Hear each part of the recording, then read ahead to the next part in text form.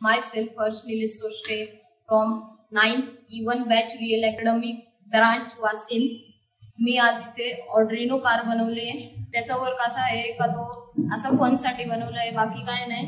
त्याच्यात मी motor driver use केलाय, तो चारी चाकांना कंट्रोल करेल आणि ऑर्डिनो यूज केलाय. त्याच्यात कसा कोडिंग डाटा पूर्ण सेव्ह राहतो, टायर कुठे वळणार आहे आणि कुठल्या डायरेक्शन मध्ये गाडी जाणार आहे. आणि HC05 ची ब्लूटूथ मॉडेल यूज केलाय, तो आपल्या फोनला कनेक्ट राहतो.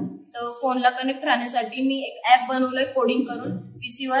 तो कोडिंग करून ऍप बनवल्याचं नाव आहे बीटी कार ऍप बनवलं आहे. तर त्याला इलेक्ट्रिसिटी देण्यासाठी मी इथे पॉवर बँक यूज केले आहे. तर आता तुम्हाला गाडी कनेक्ट करून दाखवतो ब्लूटूथला.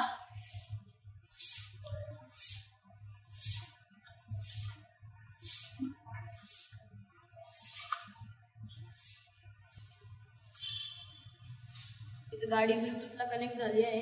ही अशी डायरेक्शन मी वळते, पुढे मागे लेफ्ट राईट.